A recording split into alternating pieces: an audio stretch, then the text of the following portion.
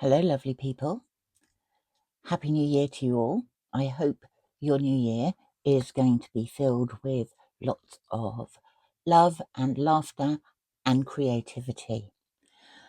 I have been away for a little while for Christmas and New Year period.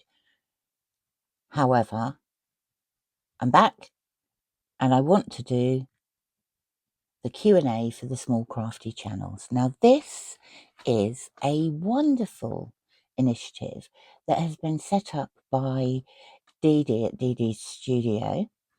I was tagged in it by my friend Candy at Candy's Crafty Creations, and there are questions. This is specifically for fledgling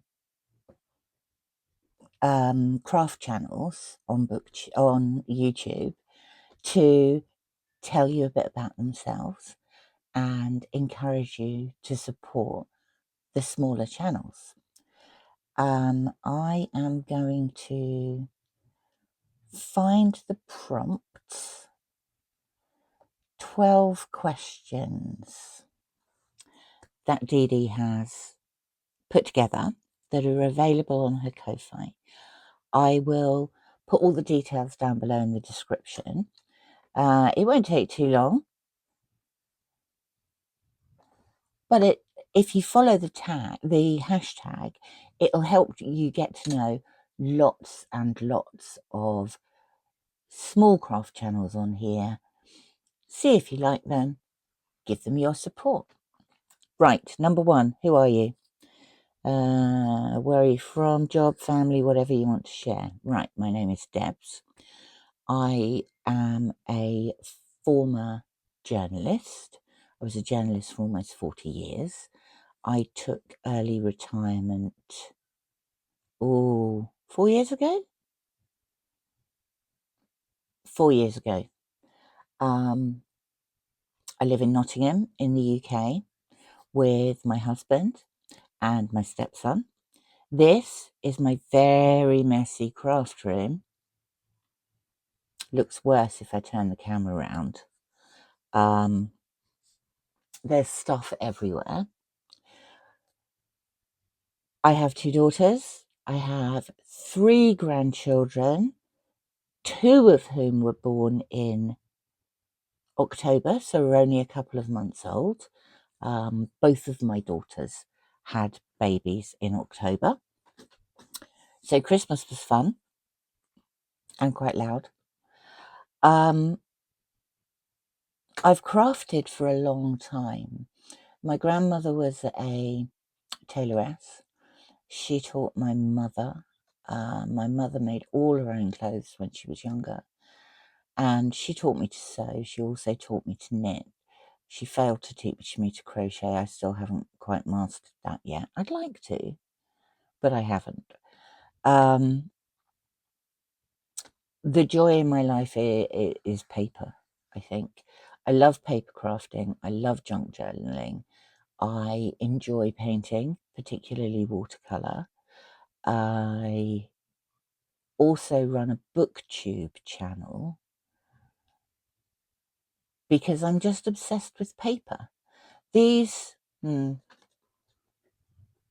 drawers there and half of those drawers all filled with paper. Right, what's my favourite crafty item?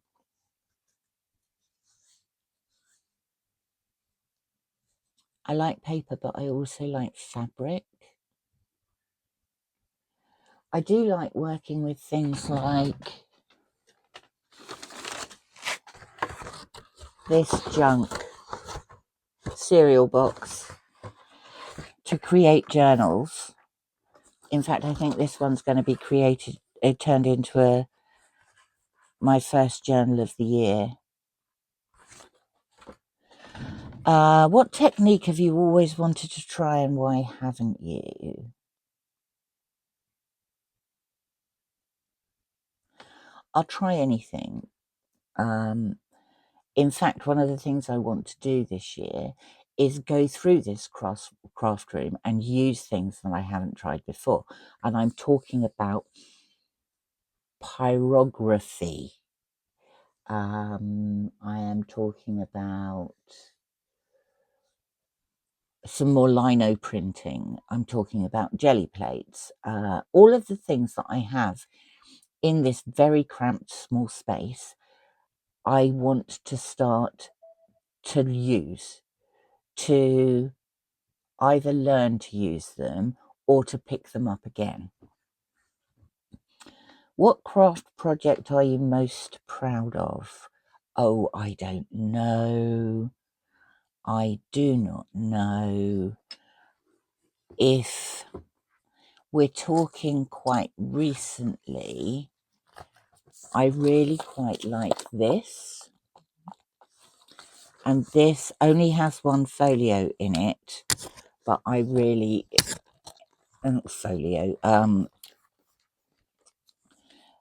but I really like the intricacy of it and all the bits and pieces.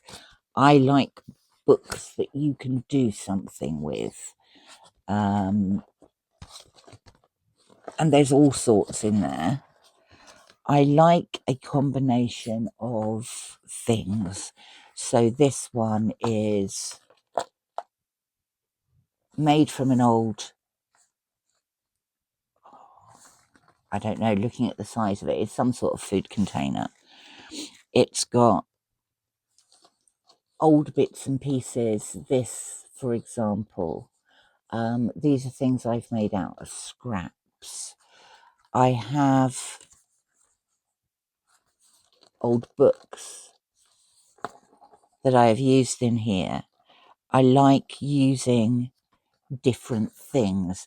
This is an old football pools coupon, music pages. I like variety. This is a registered letter, so it becomes an envelope. I don't know what I've put in here. That. I like using a variety of different things from different sources. What crafting skill do you wish you had learnt sooner? Probably to cut in a straight line. In the numerous years that I've been crafting, I don't think I've mastered that yet. It would be nice to cut the edges of things and think, that's straight, rather than, what on earth have I done to that? What inspires you when you sit down to create? Well, I often sit here with crafty videos playing in the background from YouTube. So the iPad sits in front of me. At the moment, it's got the questions on.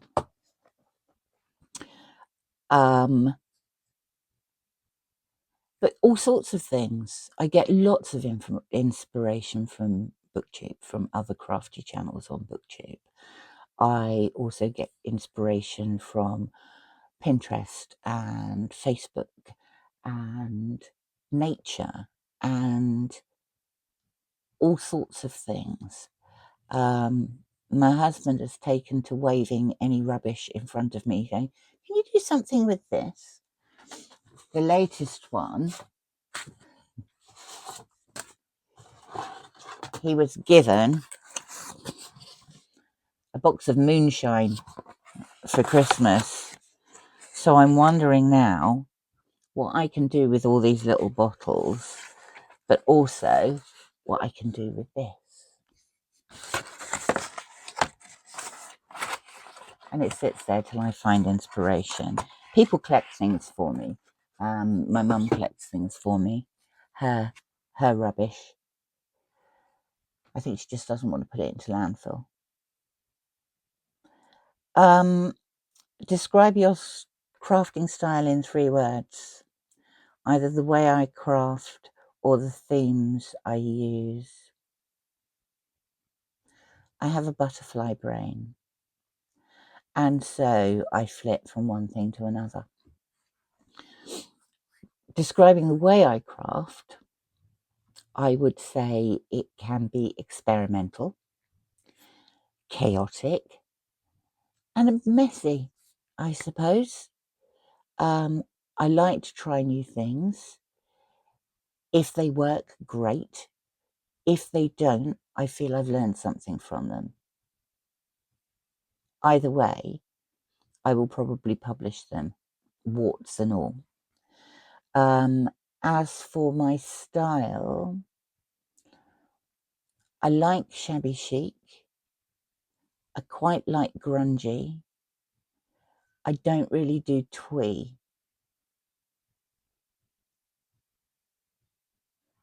There we go. What tools or supplies beside paper could you not live without? My paper cutter, which cuts things much better than I do. I use paint and paintbrushes a lot. I particularly like splattering things. I need a ruler. I need ink because I do like to ink edges. What inspired me to start my YouTube craft channel? Well, as I said, I run a booktube channel called Raina Reads Stuff, and I was absolutely delighted at the way it connects you with other people. And I don't have that in real life. I didn't have anyone to talk about books with, and I don't have anyone that I can really talk about crafts with. Both my mother and my sister craft, but they do different types of things. My mother is an expert knitter, and she still sews, and at the age of 86 she still runs a market stall with a friend of hers selling her goods. My sister is a superb knitter and good at crochet as well. I prefer the paper. I do like my sewing machine. I also like embroidery.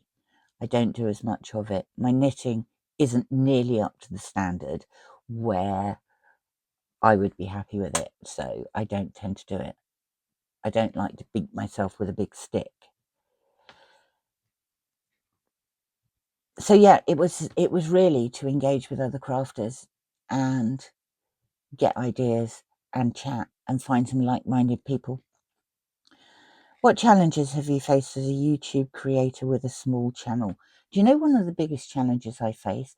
It's catching up with all the videos that I want to watch, because there's so many of them. There's so many talented people out there, and I really want to get their ideas.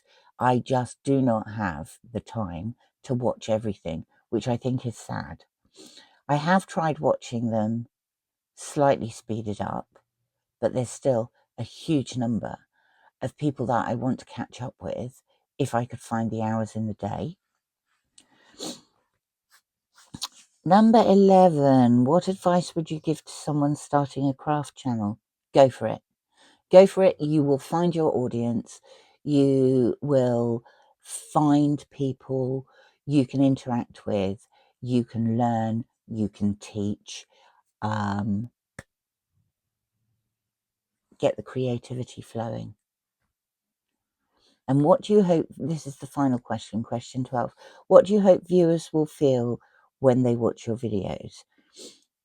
I hope that they will feel that if I can do it, anyone can do it, and maybe give it a go, because I'm not an expert. I have been doing it for a number of years, but I had a very full-on full-time job for a long period of time where if I managed to get into the craft room, then I was lucky. So like I say, not an expert. And I think what I want to bring to this is the fact that anyone can do it. I want to show you something actually before I go. I did this on my channel before Christmas. When I was at school, I got a very damning report from my art teacher at the end of year school report. And my mother, who is quite a forceful character, wrote to my art teacher and said, quite frankly, if she can't draw a stick man by the time she leaves school, I really don't care. And now the non-artist in me, because I love painting, is producing things like this that I'm actually quite pleased with, that is from a non-painter. And I do intend to practice more this year because I would really like to get better at this. And I think, like with everything, the more you practice, the better you get at it. So that's the end of the questions. I would like to thank Dee Dee's Studio for coming up with such a magnificent idea, and also my friend Candy at Candy's Crafty Creations for tagging me. That's it for now. I plan to post regularly on a Monday, Wednesday and Friday. So if you're at a loss for something to do and fancy catching up on Wednesday, I will see you then. Thank you very much for stopping by. Always lovely to see you. Bye for now.